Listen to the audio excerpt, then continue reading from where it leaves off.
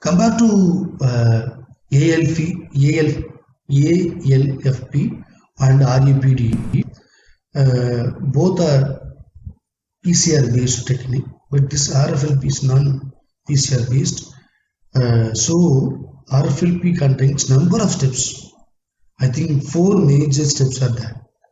Yes. So I think it's very complicated, but inexpensive, but time-consuming experiment to find out the told anaploids. Okay.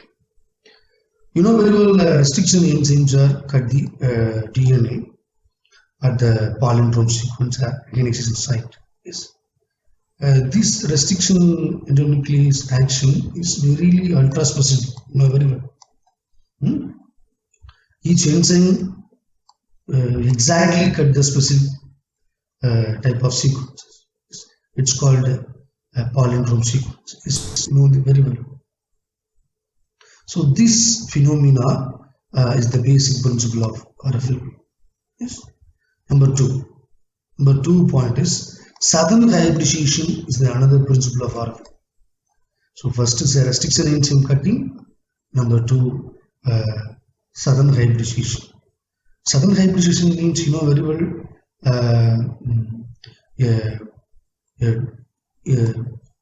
oligonucleotide probes are there. The probes are subjected to the restricted digested DNA. So this probe goes to bind the specific type of sequences. So after that, we can autoradiograph. So in the autoradiograph we can find out whether the given sample or given population of DNA both are same or not, or whether it's have some point mutation or not, whether it's linkage or not. Yes. So those informations are taken from this autoradiograph. How the probes are constructed, I am telling you later. Okay. So southern hybridization is important.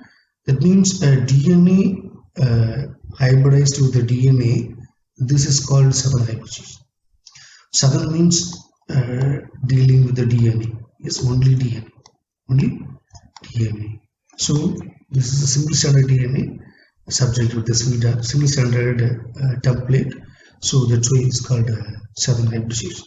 So enzyme principles there, southern hybridization principle also are there. These two combined principles are there in the RFLP. Okay.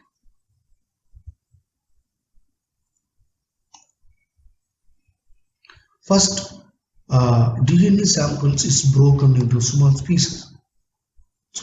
pieces using restriction enzyme. Finally, we got DNA fragmented. DNA get fragmented.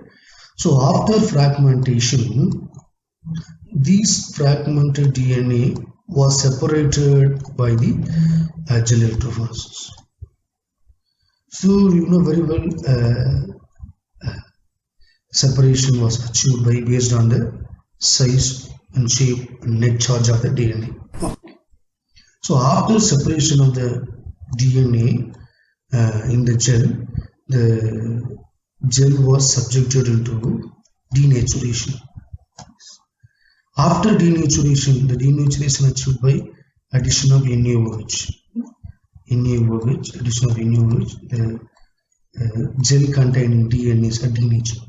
So after denaturation, the gel is going to the famous technique called plotting. Yes, plotting. Plotting means the transfer of gel containing DNA transfer into the NC membrane, nitrocellulose membrane. So after nitrocellulose membrane, we can add the probe and we autoradiography. So after autoradiography data, we can find out those informations.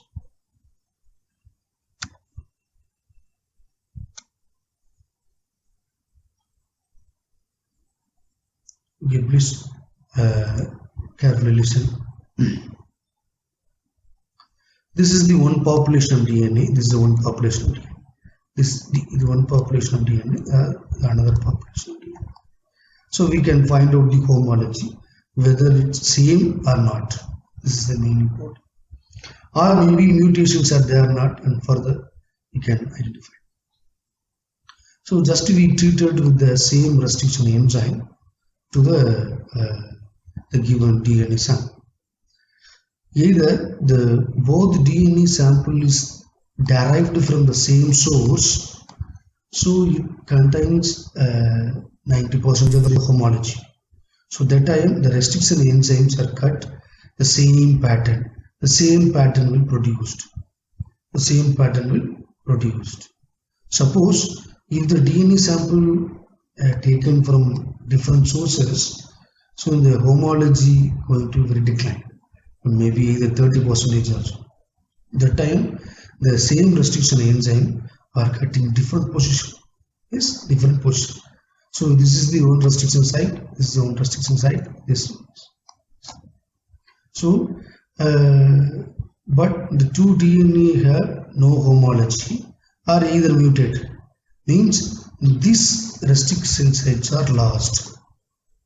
These restriction sites are enzyme restriction sites are lost due to the mutation, frameshift mutation, or something, linkage or recombination, whatever it is. Maybe this DNA came from another sources, but same species but different sources. So due to this reason, the restriction sites were lost.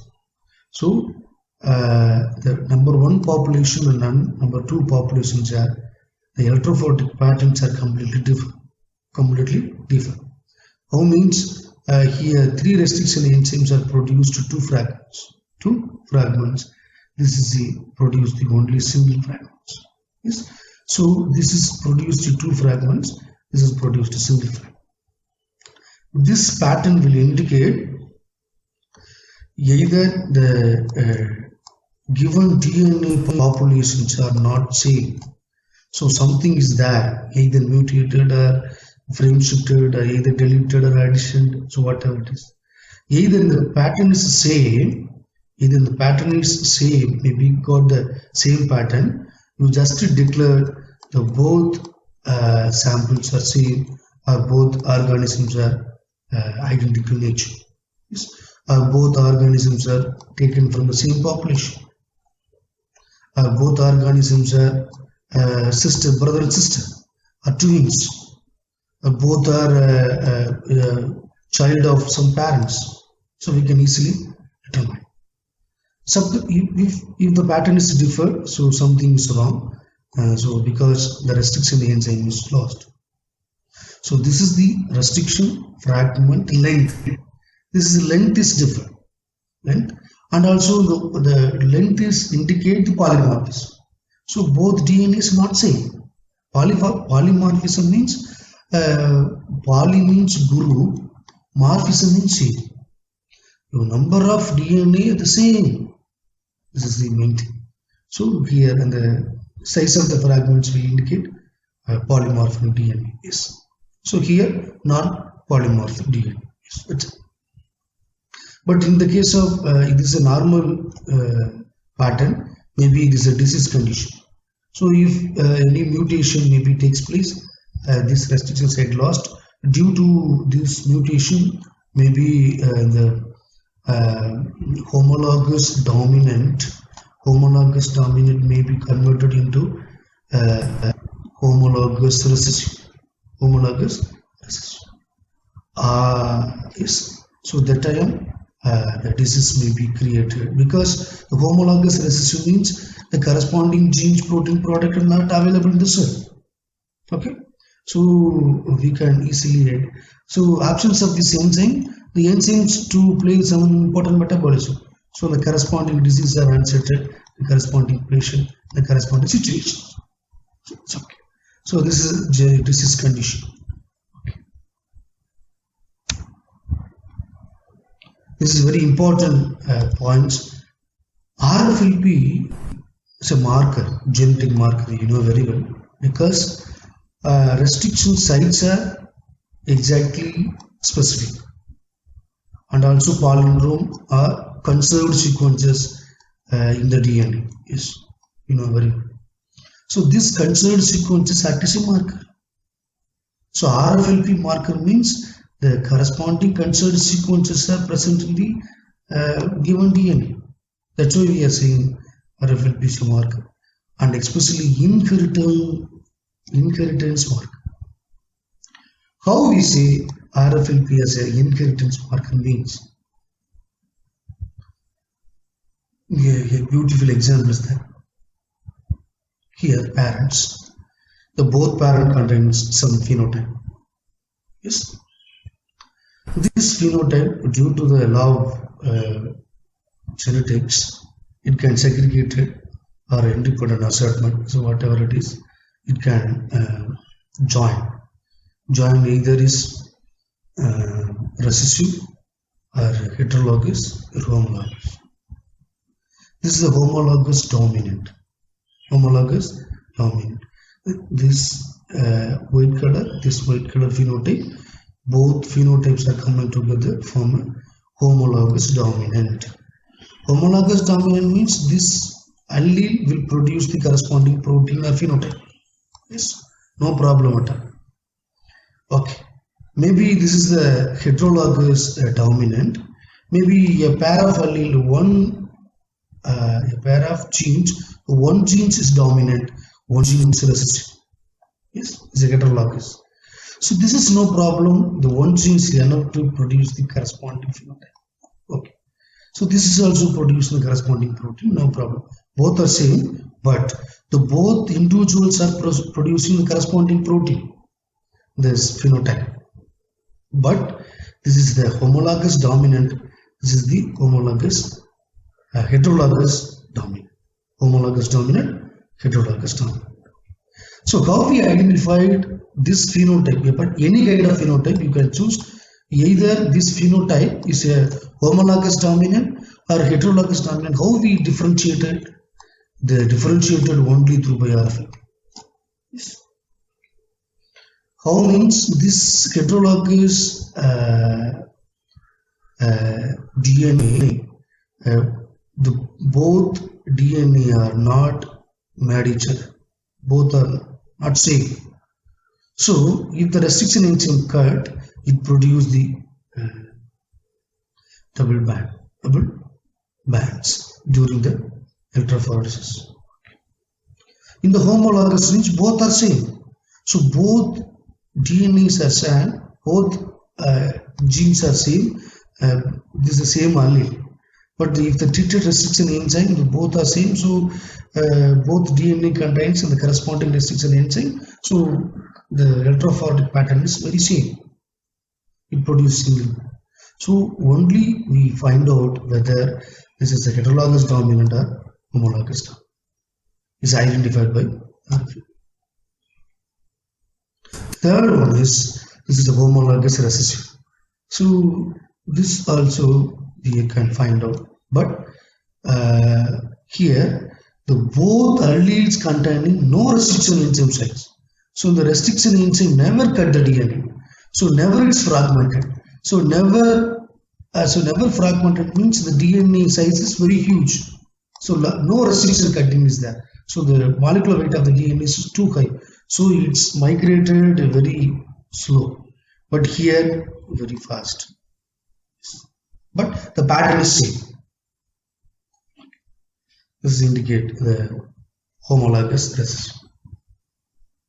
So these informations are taken from the RFLP. Yes. So here clearly indicate, we can find out the genotype. Why we are finding a genotype? So if visible phenotype means we can easily identify the breeding experiment. But we can invisible phenotype, otherwise called genotype. These genotypes are analyzed, find out whether it's homologous or heterologous, dominant or recessive. Yes, this is the final result produced by the RFLP. That's why the RFLP is a inheritant marker. Yes, inheritant marker.